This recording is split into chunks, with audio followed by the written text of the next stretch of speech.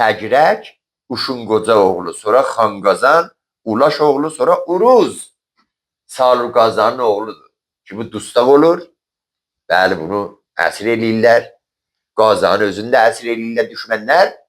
Uruzun anası ki Qazan xanın qadını idi, həyat yoldaşı idi, gedir bunları azad eləyir. Bizim baxın Borla Xatun ola, Solcan Xatun ola, Çiçək ola. Bunlar çox əzəmətlər yaradıblar. Yəni kitablar yazmaq olar qadının haqqında Dədə Qorqud əsərində. Nə qədər ərziş qail olubdur.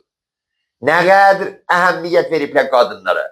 Qadınların sələşşurluqların, dilavərliklərin, camiədə, xanavadədə uşaq becərməklərin, əri ilə, həyat yoldaşı ilə müşarikət eləməyə məsələdə bunların hamısı, yəni bir dənə iynənin ucucaq, bir nəfər deyək qadınların haqqında Dədə Qorqudda qadına kəm hörmətli olub, bu bivəfaydır kitabın haqqında.